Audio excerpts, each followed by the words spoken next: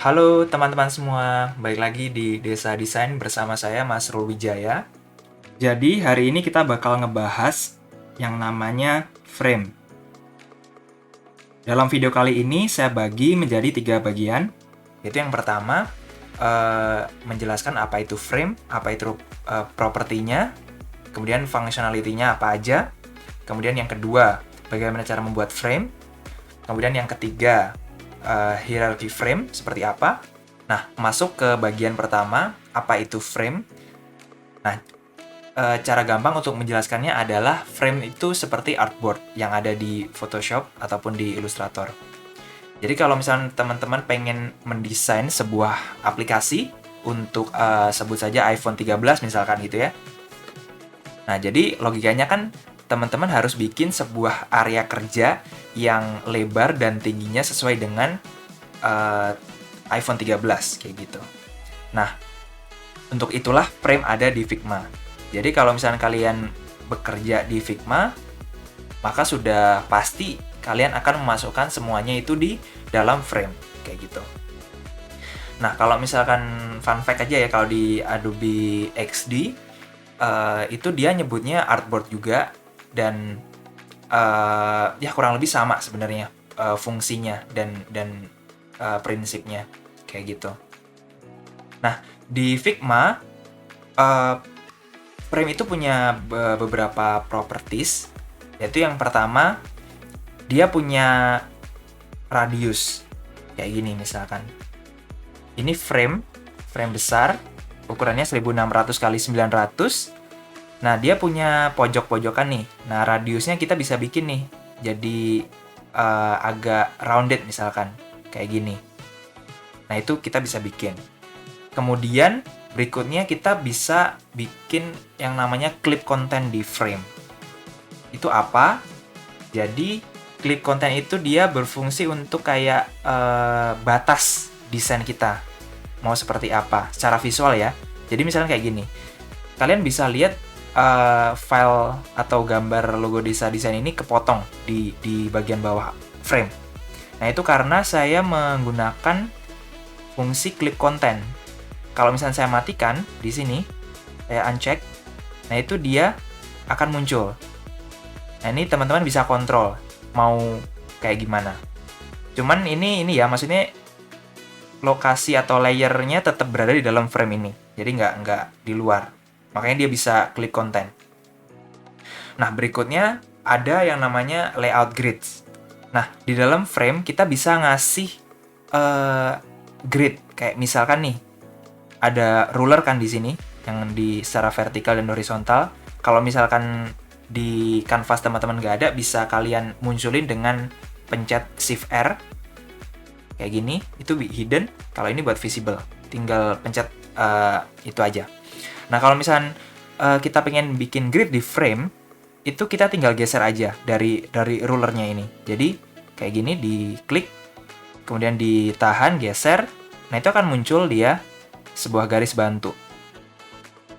Yang dari horizontal pun yang di atas juga bisa ditarik, kemudian muncul. Nah, ini nggak ada batasan berapa yang pengen kita tarik, kayak gini, itu bisa banyak banget. Secara ini ya, technical itu bisa banyak. Nah, sedangkan cara untuk menghilangkannya, itu kita nggak bisa delete ya. Kita cuma bisa geser aja, geser, balik lagi ke tempatnya.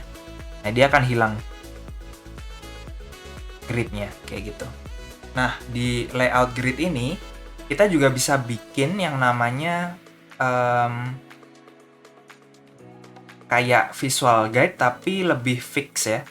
Beda sama yang sebelumnya, yang tadi yang kita bisa ngedrag bebas. Nah, ini kita bisa bikin yang lebih konsisten lagi. Jadi, tinggal diklik aja di sini layout grid. Nah, kita bisa pilih, kita pengen grid yang kotak-kotak, yang kita bisa atur ukurannya, atau grid yang berbentuk kolom kayak gini, kita bisa atur jenisnya, marginnya kayak gini, atau juga yang rows kayak gini, itu bisa. Dan ini pun bisa digunakan di berbagai frame, jadi sangat membantu kita secara visual untuk mendesain sebuah produk begitu ya. Kemudian berikutnya ada auto layout.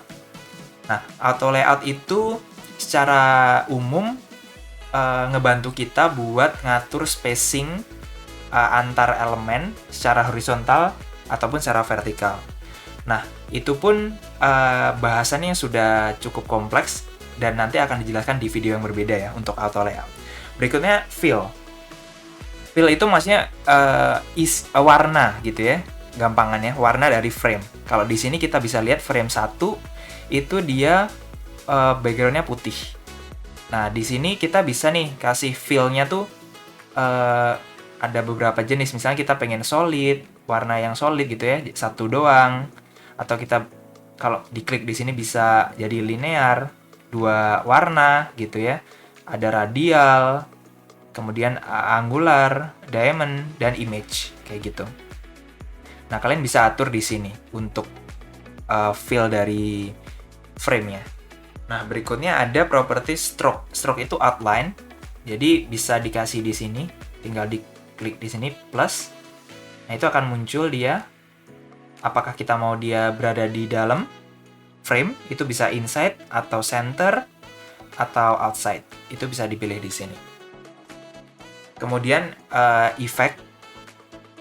Effect itu di sini ada beberapa.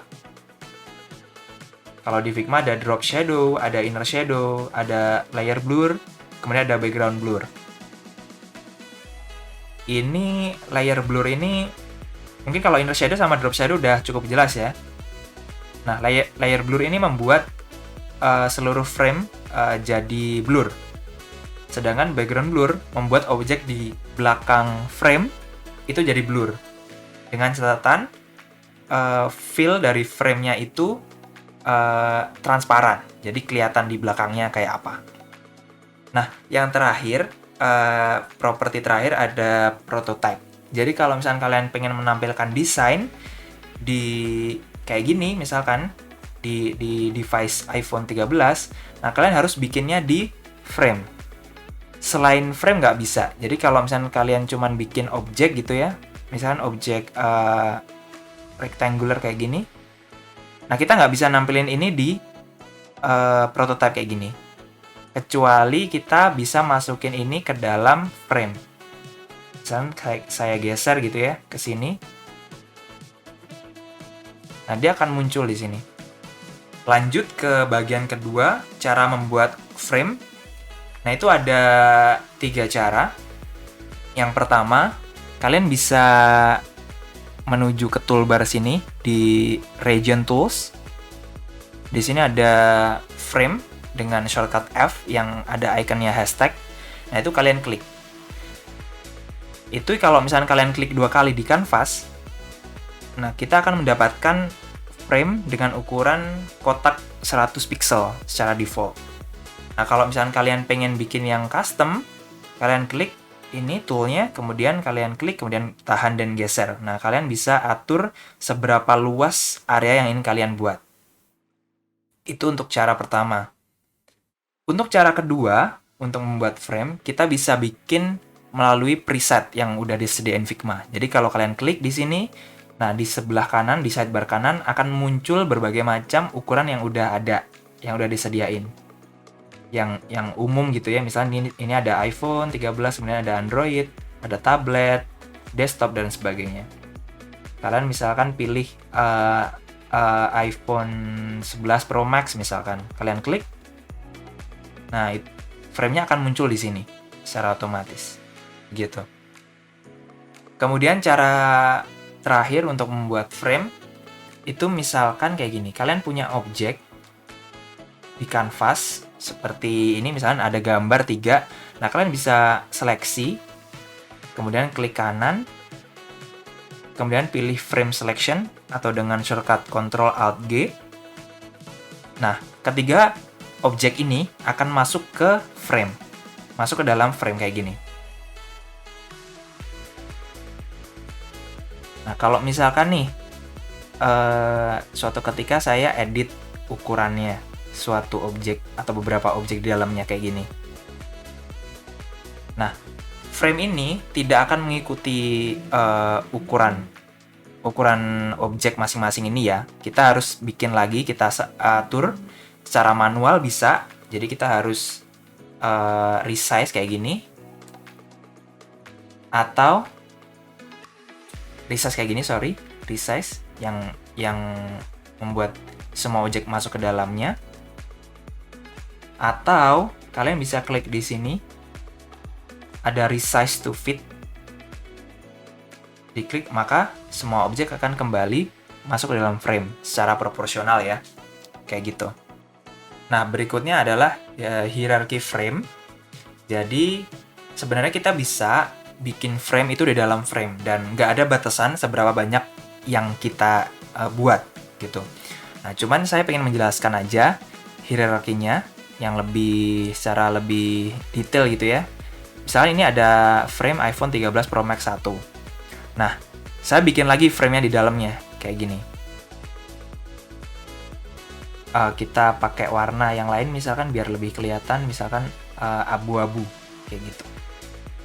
Nah, kemudian saya bikin lagi ada frame lagi di dalamnya kayak gini.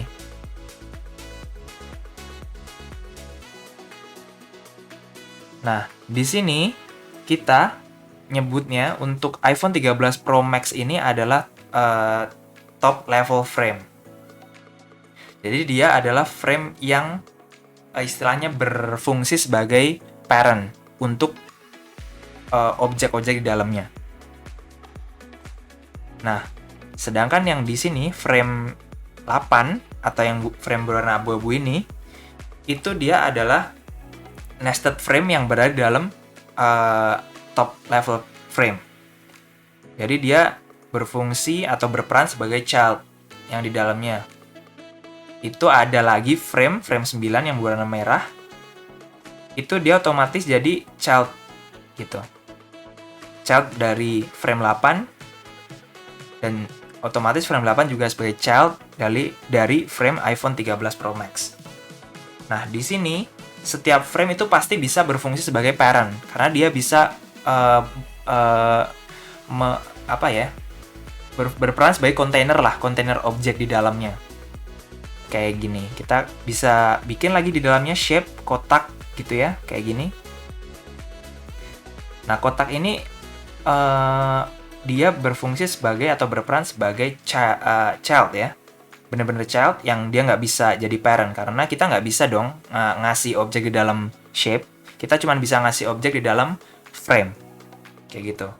Nah, kalau misalnya kita move frame ini, semua child frame yang di dalamnya akan mengikuti kayak gitu.